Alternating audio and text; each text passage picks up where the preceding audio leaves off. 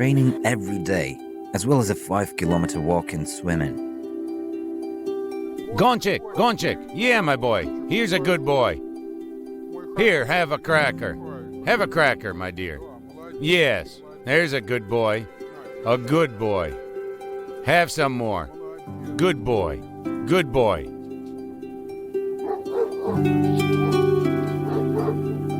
There's our bathhouse. And here's a pond where we jump after the steam bath. Yeah, it gets 3 meters deep in the middle. There are crustaceans there you can catch. My grandson loves it.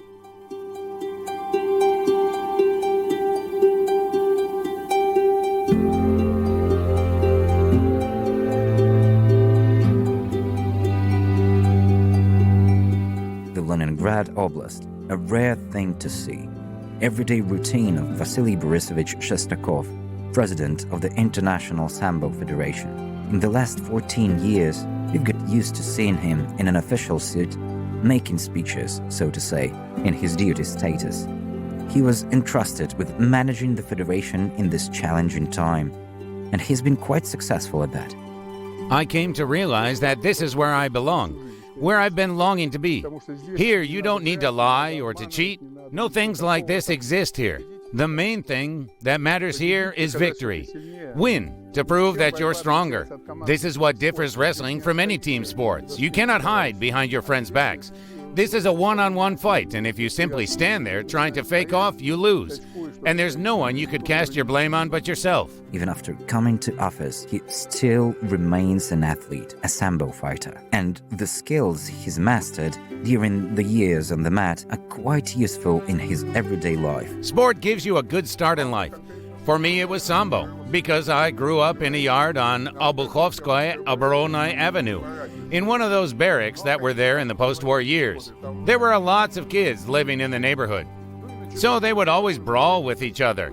The strongest one was always right.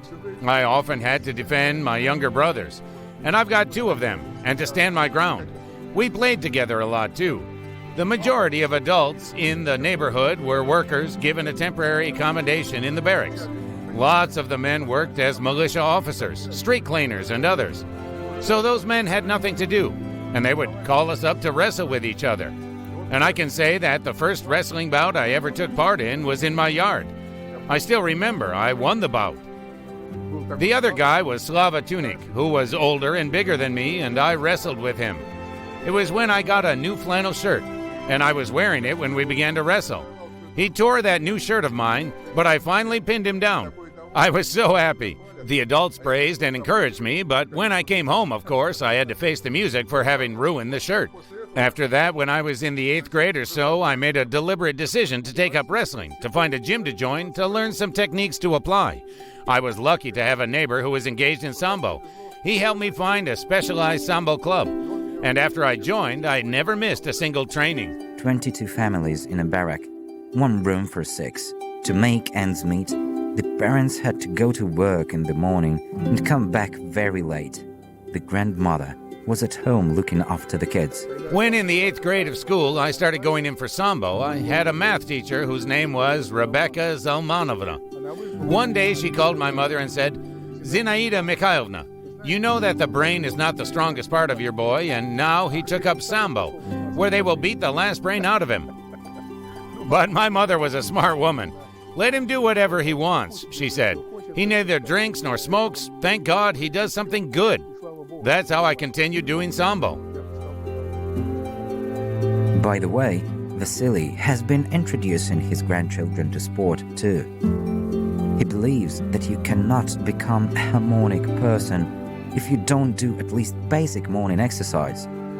How do I disciple them? I think it's all about personal example. I've been trying hard to influence them while I could, especially this one. He's a big man already. It's hard to make him do anything, but generally, I would make them go for a jog and train and do morning exercise. I'm now working a lot on Dima. I do. Even though today he turned his phone off. I didn't turn it off. He did. He turned it off to sleep longer, to skip the exercise. But usually every morning he goes for a 5-kilometer jog, then pull-ups, abdominal crunches. Grandfather is tough but fair, never letting the grandkids have an easy time. The heaviest of his punishments is canceling a fishing trip. Together with his son and grandchildren, they love going fishing and hunting. For me, my grandpa is, first of all, a person who's always there to help. He never leaves me when I have a bad time and always supports me. He's a good man, very interesting to talk to. He's a great person. For example, jogging and morning exercises are really very important to grow, not to be a whipper or something. You've got to do it if you want to have broad shoulders and other things like that. He taught me how to do chin-ups and push-ups, how to work on my abs, and many other things. I think I will teach my children and grandchildren the same one day. If a child doesn't do sport, it may influence his health when he grows up. He will grow into an insecure person because sport teaches you how to socialize, as it happened to me. When I got to a training camp for the first time, I discovered that you have to stand your ground. If you know how to do it right, you will be a respected person in the group. You will know how to treat other people. Because, this is a place where you can meet all kinds of people, including guys prone to hooliganism, or, I would say, even banditry. Let's face it, the best athletes are usually simple guys who come from the street. When I was a coach myself, I had a group of street fighters. I mean young lads who smoked. I'm not quite sure about drinking because they were too small for that. But they would fight every now and then, racketeering other kids. They once came to me to train. A month later, they gave up smoking and became obedient and well-disciplined. They stopped doing all those nasty things. I'm not telling you they became perfect in their character, but at least they would listen to me when I spoke. I became a special person for them. But here's what I'm trying to say. They were the most talented, the brightest in the sport they did. The ability to stand his grounds, ambition and desire to win helped young Vasily Shestakov become the champion of the USSR Sambo Championship 1973 in Kazan. Many-time prize winner of the USSR Judo and Sambo competitions, silver prize winner of the Youth Judo Games in 1974. Here's what it feels like. When you lose, when you come second or third, it is like having a worm in your guts that's eating you from the inside. You can't stop thinking that there were more things you could do, that there were things you could do right. But when you win, you can finally relax. There's no specific euphoria. You feel you've got to recover after the event because during the competition, you often have from 5 to 10 bouts in one day. You're exhausted, physically and emotionally. You feel that you've done everything you possibly could and finally achieved your result. Vasily Shestakov started doing sambo and judo with his coach Vladimir Fedorovich Romanenko. Then he continued training judo and sambo at Trud Society, directed by Anatoly Raklin. Of course, my first coach was Romanenko, a very good person. He worked as a glass blower at the Crystal Glass Plant. He was amazing at glass blowing, but at the same time, he was a master of sports in cross-country skiing and a master of sports in sambo. In those years, it was typical that Komsomol, the Young Communists Association, delegated young workers and athletes to work with kids in their free time. This is how he came to our school 330. He was appointed there, and that was where he began doing sambo. I remember my first mat. It was made of gymnastics mats put together, and they would slip and slide as we moved. We trained falling between the mats, hurting our knees and elbows, hitting our heads against the wooden floor. But regardless of all that, we were having the time of our life. Much later, having become the president of the International Sambo Federation, began dreaming of opening a specialized sambo center where could practice their sport in a comfortable and, most importantly, safe environment. We have built such a facility. Not so long ago, the International Sambo Center was opened. 7 floors, 22,000 square meters, a training gym, a competition hall, a fitness center, a swimming pool, a rehabilitation facility, a gym for basic physical training. That looks like a dream. Indeed, we've been planning and dreaming of this center to be open for sambo fighters from all over the world. Because, when we were young and we were training, our gyms were a disaster. Practicing throws on each other, we were literally brushing against the ceiling. Coming into a gym like that, you felt wet and sweaty even before you began doing something because it was so stuffy. And here, there's so much air, so much space, and it's simply amazing. I hope our young generation uses this facility to train and achieve results, and I hope it'll be open for athletes from all over the world. It's better than Japan. As a coach, Vasily Shestakov brought up 15 masters of sports, took part in preparing the Leningrad team for the USSR championships and competitions, Spartakiads of the USSR nations, where his team has always won prizes. This is one of his trainees, Tagir Abdullayev, an honored master of sports, one of the strongest sambo fighters of Russia of the 1990s generation.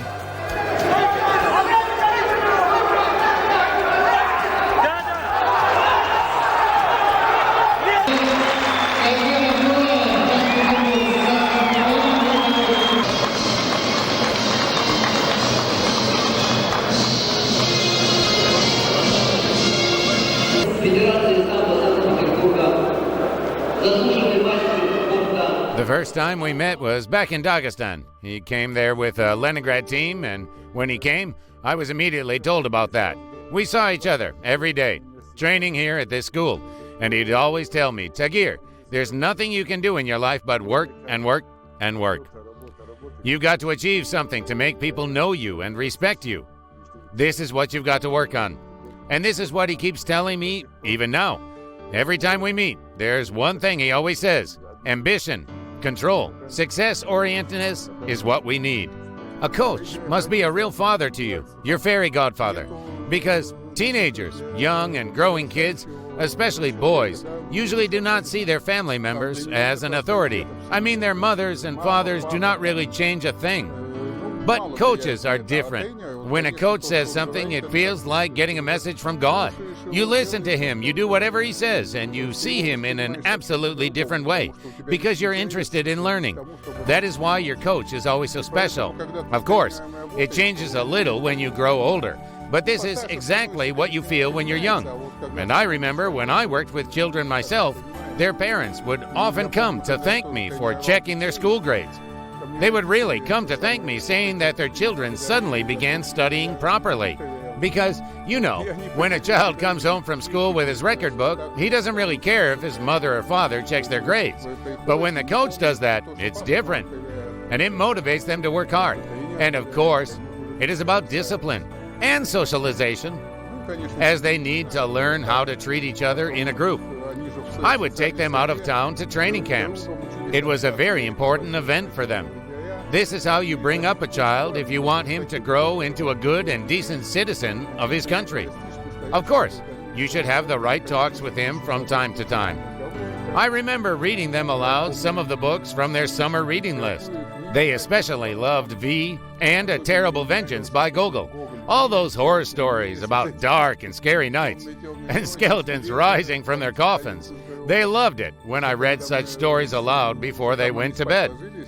When we were in the white night season, it was fine. But when the season was over, it became darker. So they lied around in their beds, and I was reading, and I knew that the story was giving them the creeps. I would go, "Ah!" to scare them, and they would go, "Ooh!"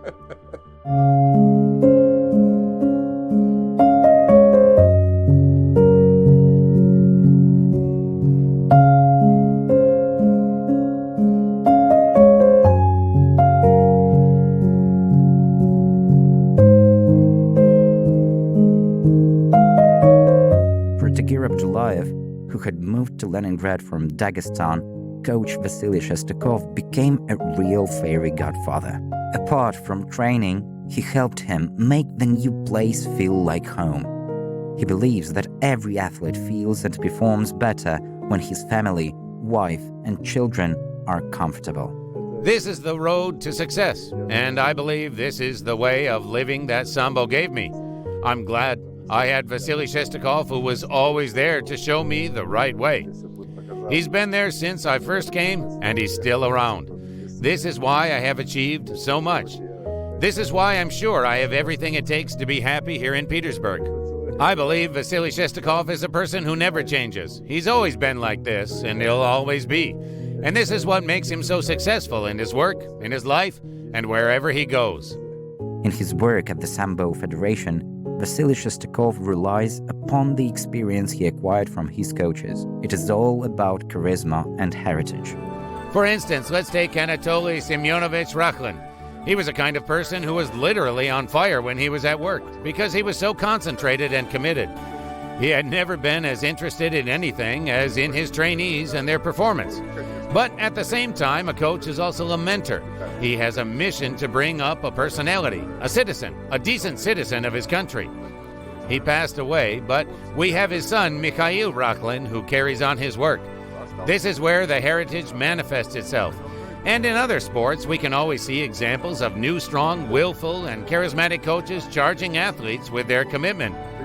Such a coach makes it easier for the athlete, as they take up some part of responsibility. The athlete feels more comfortable and relaxed so that he can perform and achieve. This is why the symbiosis of a coach and an athlete matters so much in sports. Having a sport experience is also important to understand the athlete's problems from inside. This is a huge advantage because he understands what every situation means for all the parties. He can realistically and specifically see what matters not only for the sports policy, but for our entire sport as a whole. He made Sambo strong, popular, and solid in all of its aspects. We are now respected due to the efforts of our Mr. President. I clearly remember the moment when Vasily Shestakov started working with us at FIAS and how he became its president. I can tell that it was our common journey. I could see what important steps he had done for our international federation. I believe he is the best president FIAS has had this far. Here's Thomas Bach congratulating me on being admitted to the International Olympic Committee, on recognition by the International Olympic Committee. Here's Yamashita, 5-time champion of the world, president of the Olympic Committee of Japan, and this is a unique figure, Anton Gesink, a world champion from the Netherlands, a heavyweight fighter. Mr. Shestakov has done an enormous work and made an incredibly huge contribution to the continental and international sambo. I am convinced he should carry on his work and be the head of the federation. I am sure that together with Vasily, we can succeed even more in the development and popularization of sambo worldwide. This is an epoch, the entire epoch of Sambo development in books, photographs, documents, and medals. But the most valuable things are emotions, characters, and life stories. The stories of the people who dedicated their lives to Sambo, this beautiful, powerful, majestic sport. When I became president of the International Sambo Federation, there were 27 countries competing in the World Championship. And notably, representatives of 5 came up to me to tell that it was probably the last time they were taking part. A huge work has been done ever since to popularize Sambo. As a result, there are from 80 to 90 countries coming to the World Championship, depending on the situation indeed. Then we tried to invent some new ways to attract more people to our sport. And this is how new Sambo varieties were born. For instance, there is beach Sambo, demo Sambo, as well as women's combat Sambo. As any other living being, Sambo grows and develops. Sometimes the rules may change. It greatly depends on the situation. The situation in the world also determines the number of countries that join our events. But you can see our sport at almost all multi-sport events. We are not in the Pan American Games yet, but that means that there are still some opportunities for improvement we can find. Sambo is included in the African Games and in the Asian Games too, and it was in the European Games until a recent moment. The next step we're all hoping for would be the inclusion of Sambo in the program of the Olympic Games. On November 30th, 2018, International Sambo Federation got a temporary recognition of the International Olympic Committee, which became an essential step in further Sambo development. And in 2021, International Sambo Federation got permanent recognition of the International Olympic Committee. The recognition by the IOC and Continental Federation, inclusion of Sambo in the programs of all Continental Games, the recognition by the entire sports community as we know it today, have been achieved by the personal properties and the work of Vasily Shestakov. This is a person you can always come to and ask for advice. He's always available, always ready to put you on the right track in the development of Sambo. Today, the International Sambo Federation runs up to 30 events every year. Of course, we are doing our best to grow, develop, and discover new horizons. You know that there are tournaments held in Americas, Africa, Asia, and Europe. There's only Australia that doesn't have a large-scale international event. Another important milestone was the official inclusion of Sambo in the program of the World Games to be held in China in 2025. This is a great success because the World Games are, perhaps, the second highest status event after the Olympics. It encompasses, however, some of the sports that have not yet been included in the Olympic program. So, after 30 years, Sambo is admitted, just like it was included in the program of the African Games to be held in Ghana in 2025. This is official information confirmed this year, even though it will be a demonstration program. Nevertheless, it matters. We are present in all continents in the world, and wherever we are, we develop the sport. Of course, the Olympic Games are our largest dream and the largest step to make in the future. We'll do our best. The International Sambo Federation headquarters are in Switzerland. Lausanne is the Olympic capital, where a major part of international sports federations is concentrated. Together with the Moscow office, they do not only support Sambo tradition, but also successfully develop this kind of sport. The Sambo Federation representative offices in Switzerland and Moscow make up a big and well-organized group of sane thinkers, a professional team where the head coach is Vasily Shestakov. I think that his main qualities are his wit, diplomatic skills, and openness to new things. These matter a lot in professional sports. I guess you can also see how far Sambo has gone in the last several years. We are working hard to keep up with the times. We are looking up to other sports and contemporary tendencies to find new ways and methods. He really wishes that Sambo develops internationally. He dedicates a lot of time to this work, going on all these trips, events, and meetings, doing this work for the benefit of the sport we all love so much. And apart from this, indeed, he is kind, honest, open-hearted, and he loves the sport. These are the qualities that help him make Sambo what it is now. Vasily Shestakov is not only a manager, he's a real friend and a team person. He treats every athlete coming out on the mat in a fatherly way. The secret of his personal success is the support and inspiration from his wife Tatiana. They've been together for over 50 years. This is her, my muse. There are lots of poems that I dedicated to her. Look into the sky, my darling. See how sad it is and dark, like my soul that cries in silence. It feels lonely and stark. Look into the sea, my darling. See the waves that roll ashore, disappearing in the sea foam. They are not there anymore. But regardless, the caresses and the love the sea can bring. Earth, the beauty turns away, as though she does not feel a thing. Don't you see the love and passion that burns deeply in my chest? In your eyes, I see just sadness. You are not at all impressed. Just like sea waves, strong and patient, and regardless of your words, I will come to you, Tatiana, one and only in my world.